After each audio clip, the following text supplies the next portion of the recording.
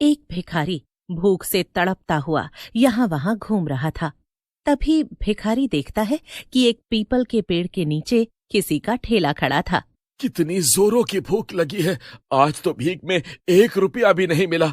अरे अब इस पापी पेट को कैसे भरूं? अब तो भूख से मेरी आंतें सिकुड़ रही हैं।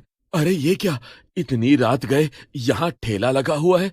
ऐसा करता हूँ, बस एक बार इससे कुछ मांग कर देखता हूँ, शायद मुझे कुछ बचा कुचा खाना ही दे दे।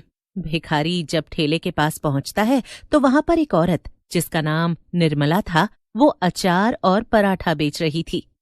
दीदी, तुम अचार पराठा बेचती हो और वो भी इतनी रात गए? हाँ भाई, मैं अचार पराठा इसीलिए बेचती हूँ ताकि कोई गरीब भी मेरे पास आकर अपना पेट भर सके। और मैं तो बस 1 ही रुपए में खाना देती हूँ और देर रात तक इसलिए ठेला लगाती हूँ ताकि जरूरतमंदों की मदद हो सके। ये सुनकर भिखारी रोने लगता है। अरे अरे, तुम रोने क्यों लगे भाई? मैंने कुछ गलत कहा क्या? दीदी, तुम कितनी अच्छी हो, न जाने कितने लोगों का तुमने पेट भरा होगा, मगर मेरे पास तो 1 रुपया भी नहीं है। मैं क्या करूं? बस इतनी सी बात। ऐसा करो, तुम ये अचार पराठा खा लो और फिर कल जब तुम 1 रुपया कमा लोगे तब लाकर मुझे दे देना। दीदी, तुम कितनी अच्छी इंसान हो, मैंने इतने सालों में कभी तुम जैसा कोई इंसान नहीं देखा। यहाँ लोग इतने स्वार्थी होते हैं और तुम इतनी अच्छी हो। अरे बस बस, और ये लो अचार पराठा खाओ। भिखारी पेट भर कर खा लेता है और अगले दिन निर्मला को 1 रुपया देने का वादा करके वहां से चला जाता है। अगले सवेरे फिर से निर्मला अपना अचार पराठे का ठेला लगाने के लिए तैयार हो रही थी। क्यों री, तू फिर से अचार पराठा ले जाकर बाजार में बेचने जा रही है? अरे घर की इज्जत का कोई ख्याल है या नहीं? नहीं, मुझे तो घर की इज्जत का ख्याल नहीं, लेकिन तुम्हें देखकर लगता है कि तुम्हें बहुत है, इसीलिए तो दिन भर घर में पड़े रहते हो, निकम्मे कहीं के। बदतमीज औरत, तेरी जबान कैंची की तरह चलती है। अरे अगर तुझे पैसा कमाने का इतना ही शौक है तो कुछ अच्छी चीज बेच और लोगों से 1 रुपया लेना बंद कर। ये 1 रुपए से क्या होगा? मगर मैं इतने में ही खुश हूँ। इससे मैं लोगों का कुछ भला कर देती हूँ तो मुझे सुकून मिलता है। और मेरी छोड़ो, तुम अपनी देखो, तुम भी अगर बाहर जाकर 2 पैसे कमाओगे तो अच्छा होगा। निर्मला अपने पति को ताना मारकर घर से निकल जाती है और उसका पति मनोज गुस्से से तिलमिला जाता है। माँ सही कहती थी, इस लड़की से शादी मत कर बेटा, ये बहुत तेज है, तुझे अपनी उंगलियों पर नचाएगी। मगर मैंने एक न सुनी, अब झेल रहा हूं। इसको तो मैं ऐसा सबक सिखाऊंगा कि याद रखेगी। निर्मला ने अपना ठेला रोज की तरह उसी पीपल के पेड़ के नीचे लगा लिया था। अरे बेटी, तू अगर ये रोटी अचार ना बेचती तो हम गरीब पता नहीं कहाँ जाते। हाँ, बिल्कुल सच कहा। अरे ये बेचारी बस 1 रुपए में हम सबका पेट भरती है। आजकल कौन किसी के बारे में इतना सोचता है? यहाँ इतने सारे ठेले वाले हैं, मगर किसी के भी ठेले पर 20 रुपए से कम में कुछ नहीं मिलेगा। अरे बस बस, आप लोग तो ऐसे बात कर रहे हैं जैसे मैं आप लोगों को 56 भोग खिला रही हूँ। अरे मैं तो आपको केवल रोटी और अचार ही तो खिलाती हूँ, इसमें देवी जैसा क्या है भला? अरे तुम तो वही हो ना जो कल रात को आए थे? जी हाँ, और ये लीजिए आपके 2 रुपए। अरे 2 रुपए क्यों? मैं तो बस 1 रुपया ही लेती हूँ। क्यों, आज अचार और रोटी नहीं खिलाएंगी क्या? हाँ? निर्मला हंसती है और भिखारी को एक प्लेट में रोटी और अचार देती है, लेकिन दूर खड़ा गोलू चाट वाला ये सब देख रहा होता है और मन ही मन बहुत जल रहा होता है। देखो तो इस औरत को, 1 रुपए में भंडारा खोल कर बैठी है। यहाँ इसके कारण मुझे कितना नुकसान झेलना पड़ रहा है। पहले तो जो गरीब लोग होते थे वो कुछ नहीं खा पाते थे तो मेरे पास 10 रुपए के बताशे तो खा लेते थे, मगर अब इसके कारण सबका काम 1 रुपए में बन जाता है। मेरे पास कोई नहीं आता है, इसे तो मैं छोड़ूंगा नहीं। अब निर्मला के 2 दुश्मन थे, एक उसका खुद का पति और दूसरा गोलू चाट वाला। दोनों निर्मला से बहुत नफरत करते थे। उसी दिन फिर से निर्मला देर रात तक ठेला लगाए हुए थी। भिखारी निर्मला के साथ सफाई करा देता है और फिर निर्मला अपने घर जाने लगती है। लेकिन रास्ते में उसे लगता है कि कोई उसका पीछा कर रहा है। कौन है? कौन है वहां?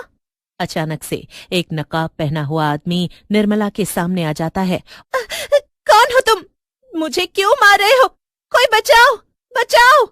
वो आदमी गुस्से में निर्मला की तरफ बढ़ता है और ठेले से लड़खड़ाकर गिर जाता है। उसके पैर में गहरी चोट आती है। मौका पाकर निर्मला भागने लगती है। बचाओ, कोई मुझे बचाओ, ये आदमी मुझे मारना चाहता है। निर्मला ज्यादा देर तक भाग नहीं पाती और वो आदमी उसे चाकू मारकर भाग जाता है। निर्मला एक चुड़ैल बन जाती है। कौन था ये? इसने मुझे क्यों मारा?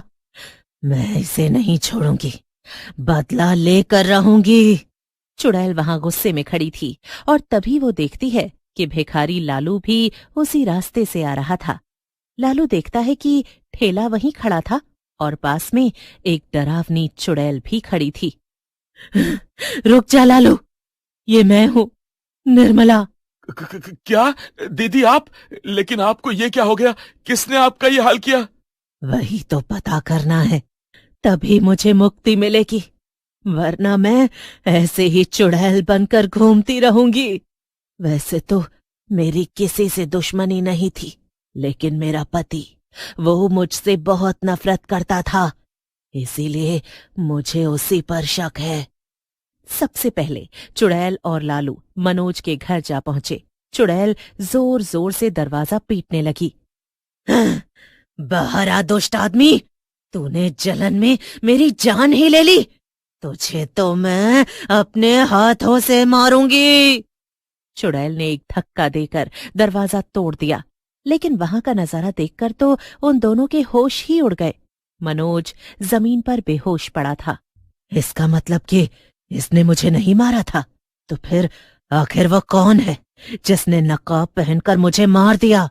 हम इसका पता तो लगा ही लेंगे, लेकिन तब तक उन लोगों का क्या होगा जो मेरे पास अचार रोटी खाने आते हैं? वो बेचारे तो बहुत परेशान होंगे। नहीं, मैं ऐसा नहीं होने दूंगी। मैं जाकर उसी जगह अपना ठेला लगाऊंगी। लालू और चुड़ैल ठेला लगा लेते हैं।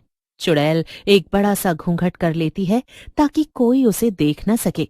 रोज की तरह लोगों की भीड़ लग जाती है और तभी वहां गोलू आता है। आज से मेरी जिंदगी की एक नई शुरुआत है। अब इस इलाके में बस मेरा ही ठेला चलेगा। मैंने उस निर्मला को ठिकाने जो लगा दिया। लेकिन गोलू ये देखकर हैरान हो जाता है कि निर्मला का ठेला आज भी चल रहा था। निर्मला, जो कि अब चुड़ैल बन चुकी थी, वो घूंघट ओढ़कर अचार और पराठा बेच रही थी और लालू भी उसके साथ था। रात हो जाती है और चुड़ैल लालू से कहती है, मैं हमेशा ऐसे ही लोगों की मदद करती रहूंगी और एक ना एक दिन अपने कातिल को भी पकड़ लूंगी। लेकिन अब से ठेले से जो भी कमाई होगी उसे तुम ही रख लेना लालू भाई। मुझे मरे पूरे 24 घंटे हो गए और वो शराबी अब तक मेरी खबर लेने भी नहीं आया। मैं उसे एक फूटी कौड़ी नहीं छूने दूंगी। अब से मेरा ठेला तुम्हारा है। लालू वहीं पीपल के पेड़ के नीचे सो जाता है और चुड़ैल पेड़ के ऊपर जाकर बैठ जाती है। अंधेरे का फायदा उठाकर गोलू वहां आता है। वो एक मदर इंडिया कम थी क्या, जो ये ब्रदर इंडिया भी आ गया? अभी बताता हूँ इसे। गोलू चाकू से लालू पर वार करने ही जा रहा था कि तभी चुड़ैल अचानक से उसके सामने आ जाती है। चुड़ैल देख लेती है कि गोलू लड़खड़ा कर चल रहा था। उसे याद आता है कि उसे मारने वाले को ऐसी ही चोट लगी थी। तो तू था वो धोखेबाज जिसने पीठ पीछे वार किया? बता, क्यों किया तूने ऐसा? और तूने मेरी जान ले ली। अब जल्दी बता कि तूने ऐसा क्यों किया और तू लालू को क्यों मारना चाहता था? इस सब शोर शराबे से लालू की भी आंख खुल जाती है। वो सामने का नजारा देखकर घबरा जाता है। घबराओ मत लालू, मेरे रहते तुम्हें कोई हाथ भी नहीं लगा सकता है। और फिर जान से ही मार देती है। लो, हो गया मेरा बदला पूरा। अब मुझे मुक्ति मिल जाएगी लालू भाई। मुझसे वादा करो कि तुम हमेशा मेरे ठेले को ईमानदारी से चलाओगे। और इसी के साथ चुड़ैल गायब हो जाती है।